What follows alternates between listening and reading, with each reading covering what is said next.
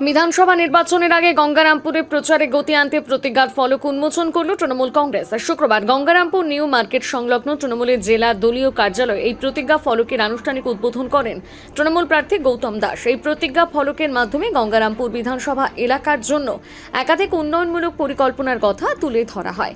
তার মধ্যে উল্লেখযোগ্য হল গঙ্গারামপুর গার্লস কলেজ স্থাপন, গঙ্গারামপুর সুপার স্পেশালিটি হাসপাতালে নিউরো সার্জারি ওয়ার্ড চালু করা, শহরের যানজট সমস্যা মেটাতে ফ্লাইওভার নির্মাণ, বিকল্প পুনর্ভাবা সেতু তৈরি এবং রবীন্দ্র ভবনের সংস্কার।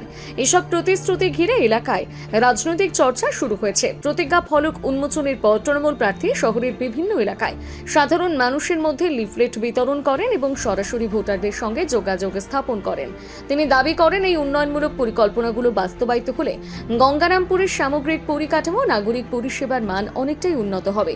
এই বিষয়ে বক্তব্য রাখতে গিয়ে গৌতম দাস বলেন, আমরা গঙ্গারামপুর শহরের দক্ষিণ দিনাজপুর জেলার তৃণমূল কংগ্রেস কার্যালয়ের সামনে এই গঙ্গারামপুর বিধানসভায় একটা প্রতিজ্ঞা স্তম্ভ আমরা উন্মোচন করলাম। সেই প্রতিজ্ঞা স্তম্ভ আমরা রিপ্লেট আকারেও মানুষের হাতে তুলে দিতে চাই যে এটাকে আপনারা পড়বেন এবং যত্ন করে রাখবেন। এই গঙ্গারামপুর বিধানসভা তৃণমূল কংগ্রেসকে আপনারা নির্বাচিত করুন। এই প্রতিজ্ঞা স্তম্ভে যা লিপিবদ্ধ আছে আগামী দিনে সেটা আমরা বাস্তবায়িত করব। আর যদি আমরা বাস্তবায়িত না করি তাহলে আপনাদের সামনে আগামী যে নির্বাচন আসবে, এর পরবর্তী যে নির্বাচন আসবে, সেই নির্বাচনে আপনাদের বলার সুযোগ থাকবে যে তৃণমূল কংগ্রেস সত্যিকারের কথা দিয়ে কি কথা রাখে না।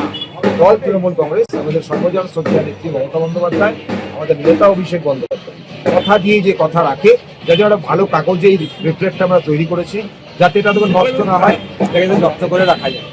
আর তারই আজকে এই প্রতিজ্ঞা স্তম্ভের উন্মোচন আমরা করেছি। এটা এখানে স্থাপন করা হলো, এখানে থাকবে এবং এর রিফ্লেক্টও আমরা বাড়ি বাড়ি পৌঁছে দেবো। গঙ্গারামপুর থেকে বিশেষ প্রতিবেদন, নিউজ টুডে।